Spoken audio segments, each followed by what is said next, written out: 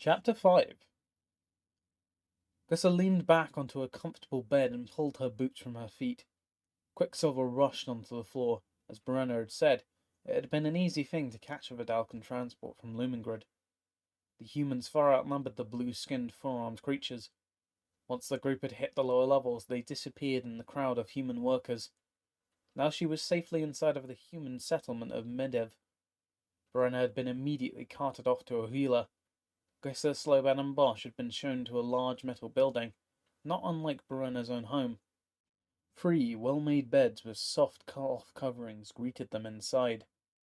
Slowbad lounged on one of them now. Bosch sat beside another, his body much too large to fit on the frame. "I've never seen a bed like this before," said Glyssa, as she dried the remainder of her body. "In the tangle there isn't much cloth. The leaves and thorns tear it to shreds pretty quick. My mother had a shawl, but..." Glyssa felt something stick in her throat and tears welled up in her eyes. Slowbad sat up on the bed, leaning towards the elf. Glyssa smiled at him and looked away. She closed her eyes to keep the tears from running down her cheeks and took a deep breath. Behind her, the bed sagged under the goblin's feet. Slowbad put his arm around Glyssa's shoulder. "I miss them," she said. Slowbad sat down. "Yes." "I think about them every day." Glyssa tried to hold back her emotions, but they were too overpowering, and she let out a sob. "I know." The elf looked up at the goblin, puzzled. "How could you know that?" The goblin shrugged. "What? Goblins got feelings too, huh? Slowbad hear you talk about parents, sister, friend Kane. Slowbad lose friends too." "I didn't mean that. I know you have feelings." Slowbad smiled. Glyssa wiped away a tear. "Will you tell me about some of the friends you lost?" Slowbad nodded. "And Slowbad little goblin go with other goblins to hunt squirrels." His head drooped as he spoke. "Little goblins surprised by 2 clockwork dragons." "Clockwork dragons? I thought they were just a myth." "Think Slowbad make something up, huh?" snorted the goblin. "They're real. You bet. Kill all goblins, except Slowbad." "What happened?" "1 minute, Slowbad deep in crevasse, poking for squirrels. Then screaming. Slowbad hit head. The goblin rubbed his scalp, as if he was remembering the pain." "Someone was holding you?" Glyssa scratched her head. "You mean like with a rope?" "No, crazy elf. By the ankles. Never catch squirrels before, huh?" "What? By the ankles? I've hunted a lot of things, but never that way." "Course," said Slowbad. He held up both arms. "How you think goblin get really good squirrels, huh?" Glyssa laughed. "That's a good question." She settled back into her place on the bed. "I guess I hadn't thought of that. Anyway, what happened next?" "Slowbad climb back up. Nothing of other goblins but other bones and bits." Slowbad cringed. "That's terrible." The elf and goblin sat silently for a while, looking at the floor. Glyssa massaged her head and eyelids, feeling the wetness from her tears cover her fingertips. "Do you still think about your friends?" The goblin nodded. "Every day?" The goblin nodded again. "Does it ever get any better? I mean, does thinking about them hurt less?" At this, Slowbad lowered his eyes. "Depends. Sometimes not so bad, huh? Other times not so good." Glyssa nodded. She wiped the rest of her tears off of her face and looked at Bosch, still sitting at the foot of his bed. "How about you? Now that you have your memory back, is there anything you miss?" "Yes," replied the golem, his voice rumbling in his chest. "I miss being all metal." Bosch lifted his arm up to reveal a large tear near his elbow. A thick red and black liquid dripped from the opening. Glyssa jumped from the bed. "You're bleeding!" Crouching down beside the golem, she examined the wound. A large patch right above his elbow had changed from dark grey to a lighter peach color that resembled the complexion of human skin. Up close, it looked as if part of Bosch's forearm had simply transformed from metal to flesh. Glyssa poked at the wound with her finger. The flesh was primarily just on the surface. She could feel the metal underneath. Only near his elbow did it feel more like the deep, meaty flesh of an elf or goblin. Does it hurt? She asked.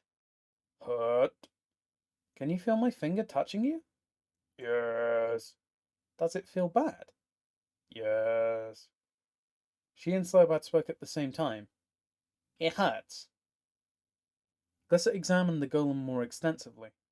In several other places the dark metal seemed paler. She turned and looked at Slowbad. How could this be happening? I mean, every flesh creature has some metal in their body.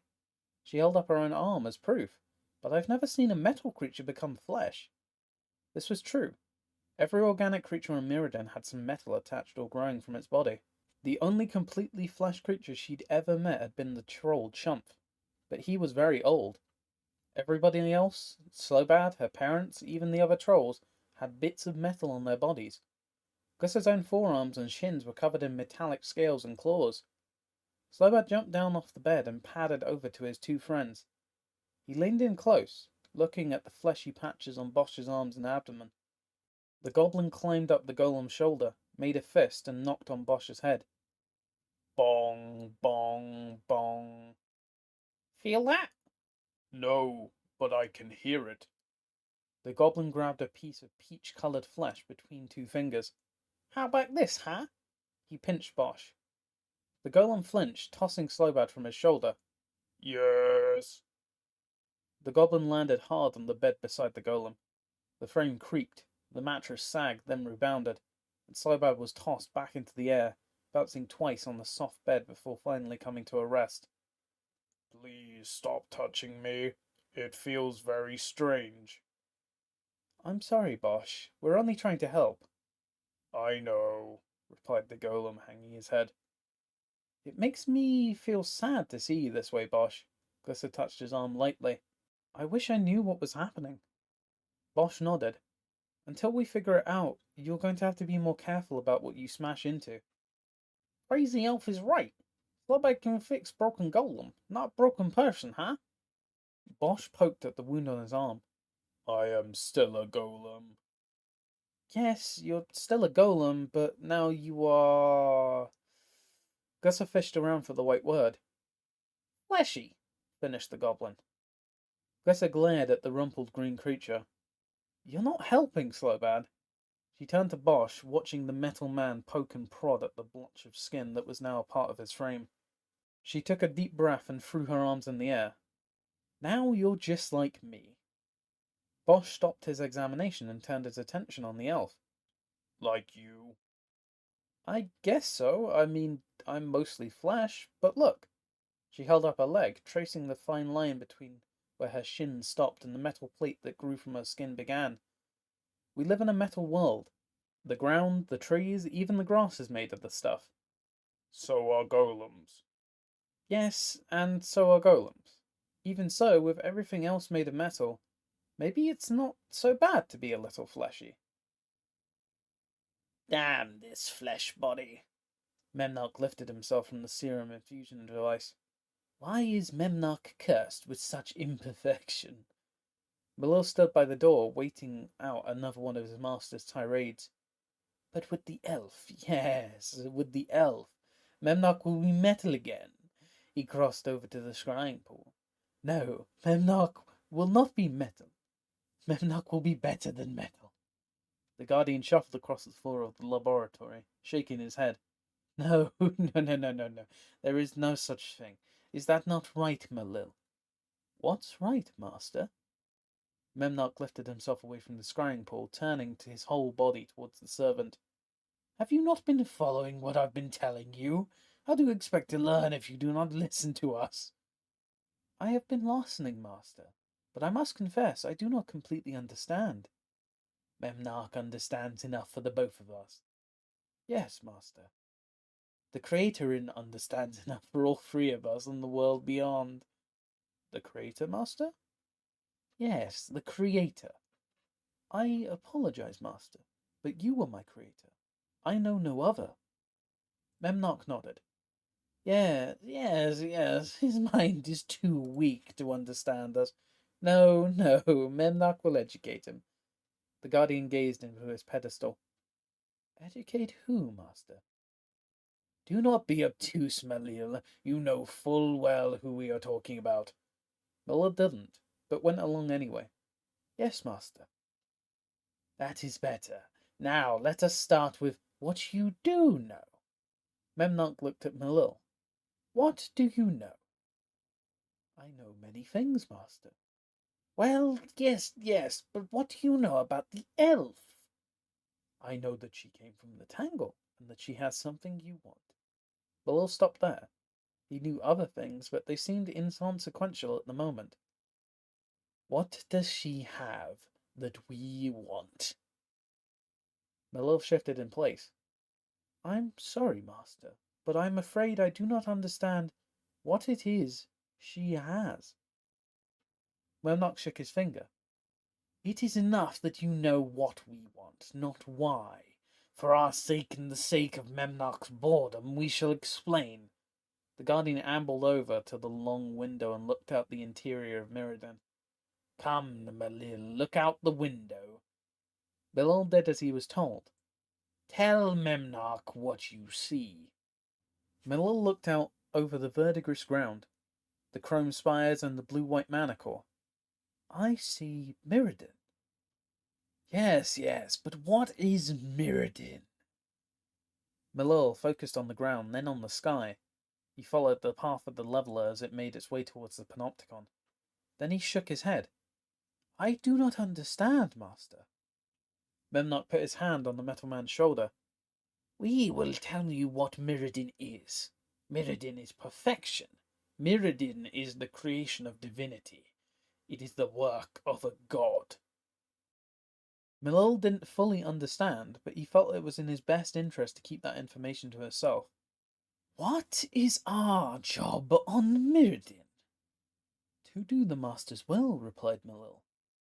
Precisely. The guardian turned away from the window. Memnock is the protector of divinity. We are the keeper of all that you see below and all that is above. Memnock hung his head. Despite that great responsibility, the honor we have been given, Memnock is not satisfied. Why, master? Memnock looked at his arms. Memnock is imperfect. Yes, it is true. We do not understand it. It was always this way. No. It was not always this way. Something happened. Something that changed Mirrodin, made perfection imperfect. Memnock shook his head. Mirrodin was Memnock's responsibility. To guard and care for the Creator's plane. Despite our best efforts, a plague has stolen past Memnock and taken root inside of Mirrodin. The elf girl, master? Is she responsible? No, Malil. The elf girl is not responsible, but she can help us cure the plague. Memnock stroked the hard, scarred skin on his fleshy arms. She provides the key for making us perfect again. He looked up at Malil and his eyes narrowed. She can make Memnock just like Malil, all metal and perfect, but so much more.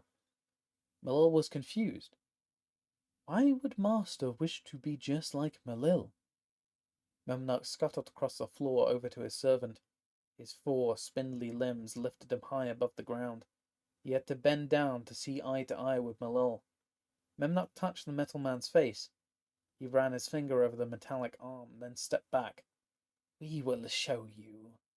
Memnock lifted a vial of opalescent fluid from his pouch on his belt. He handed it to the metal man. Drink this. Drink the serum, master? Memnock nodded. Yes. Malil lifted the stopper from the vial, swirling it around. He watched the thick substance adhere to the sides of the vessel, clinging as if it were trying to climb to the top and escape over the edge. Instead, it sank back down into the vial, sticking to the edges where it had clung, slowly slipping back down to collect in the pool at the bottom. Go on, urged the guardian. Malil thought back on all the times he'd seen his master infuse himself with his serum. He thought of the massive containment tanks Memnock wore, and the pressured containers attached to the infusion device on the opposite end of the lab. What he held before him was an insignificant amount in relation to what Memnock ingested several times a day. A tiny raindrop in comparison to his master's quicksilver sea. The metal man placed the vial onto his lips and then lifted the end into the air. The thick liquid rolled across his tongue and down the back of his throat. The sensation was odd. He was unused to eating or drinking, as the organic creatures did. He had no need.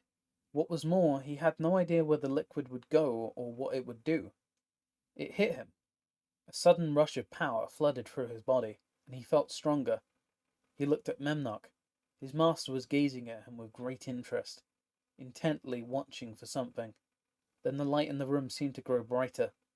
It was as if someone were turning up the lights, over and over again. The light did not diminish, but it became unbearably bright. Still, Malil could have sworn that the room was constantly getting brighter. The edges of the tables and beakers became sharper, more clear. The experiments lining the desks and tables made more sense to him, their purpose more evident, and the desired results more useful. The whole world made more sense to the metal man, and he smiled. So this was why his master ingested Blinkmoss serum. In the next second the world expanded. Nothing inside was as Malil remembered. It was as if he'd left Mirrodin altogether.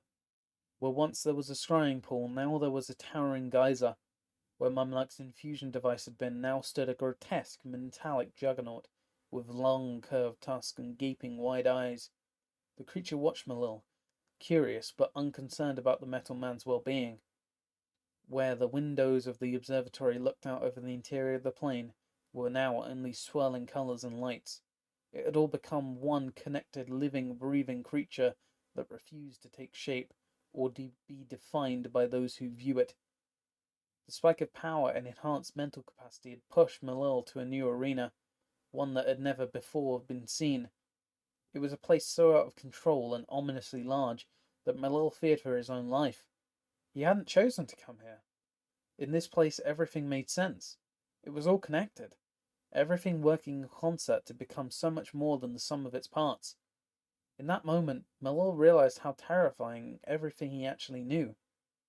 He had travelled all over Mirrodin, but he hadn't even scratched the surface. Dropping to his knees, the metal man curled up, holding his legs to his chest. Please, please help me understand. The gargantuan Memnock crossed the room, no longer walking but stretching his body so that he encompassed the space where he'd been to where he was now. Now you have tasted Memnock's burden, said the Guardian, placing his hand upon Malil's shoulder. You can never go back. We are sad for you. With true understanding comes a loss of innocence. Funny thing, perfection. Only the imperfect can see it for what it truly is, and only those who possess it are too blind to appreciate it. Malil reached out to Memnock. Master, please help me. Memnock chuckled. You will understand, Malil. Trust us. You'll be fine. Pontifex rose through the pool of knowledge, aided by simple magic enchantment that propelled it effortlessly towards the surface. He did not have to hold his breath. Vidalcan had developed gills that could not only remove oxygen and nitrogen from not only water but nearly any liquid, even liquids as thick as Blinkmoss serum. His head breached the surface as he reached the inner sanctum inside Lumengrid. What in the name of the creator happened here? Lieutenant Merrick stepped to the edge of the pool and extended his hand. The human warriors from Medev, Lord Pontifex. Pontifex reached up and took a hold of Merrick's hand, lifting himself from the pool in a practice motion. The humans happened? No, replied the lieutenant. A fight happened. The humans caused it. Pontifex looked straight at Merrick's helmet. What happened to you? Merrick put his hand to his face shield, partially covering the crack in the glass. It's nothing. I didn't ask you what it was. I asked you what happened. I'm not playing word games here, Merrick. I'm trying to ascertain what went on in my absence.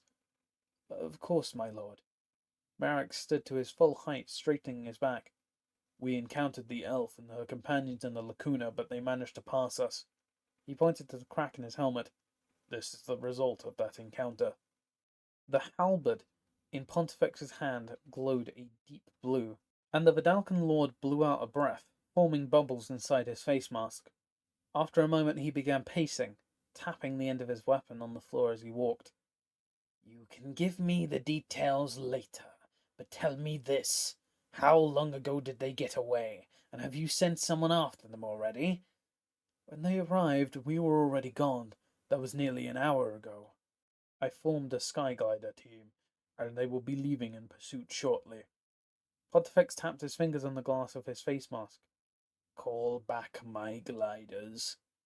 My lord? Call them back. We will go after her in due time. Marek nodded. As you command. Pontifex smiled. Good, Marek. He placed a finger on the crack in the lieutenant's mask. I'm glad you're all right. Give the orders and then go get this fixed up and meet me in my chambers. I have something I would like to discuss with you. Pontifex paced in his chambers. The damn elf had gotten away from him, but it was no matter. He would get her, he would find her, and he would deliver her to Memnarch. For now there were other matters to take care of, a little closer to home. A knock came at the door. Enter. The door to Pontifex's private chamber slid open, and Marek entered. The commander of the Vidalcan elite guardsmen had removed his helmet, and now was dressed in simple, functional robes. A sterile-looking bandage covered his forehead, and an almost imperceptible dot of blue blood staining its surface. But otherwise, the warrior appeared unfazed by his earlier ordeal. Marek went down to one knee, bowing his head. Lord Pontifex. The Vidalcan leader admired the supine warrior's neck. Eyes, Marek. Do you have word of the synod? Have they managed to enact a special assembly? I do not mean to be presumptuous, Lord Pontifex, but wouldn't you rather hear about the elf girl? All in good time, Marek. All in good time. Right now I'm more concerned with the other council members. They will not be pleased that a human, an elf, and their companions marched into our fortress, into our holiest shrine, and entered the pool of knowledge. Pontifex crossed the room, his woven metallic robes grinding against the polished floor. They will try to hold me responsible. My lord, you are the head of the synod. Surely you can convince them that we didn't tried our best to capture the elf, and... Pontifex cut him off with a wave of his hand. What you say makes sense, Marek, but I'm afraid there is much you have to learn about the politics of rulership. He touched the warrior on the arm. Despite our best efforts, there are those who will point to this event as evidence I am not fit to rule the synod. They will use it to their advantage. This special assembly, the other councillors are calling it, is nothing more than a grab for power. All that they perceive as a weapon, including the escape of the elf girl, will be used. He looked into Marek's eyes, nodding his head. Power has just shifted hands. At this time, I will not let my grip on the synod be less secure. The other councillors are smart enough to recognize this, and they will not hesitate to make a move with whatever means they have at their disposal. Do you understand? Yes, my lord. Marek bowed his head. Pontifex ran his hand over Marek's scalp, tracing the edge of the fresh bandage with his index finger. Good,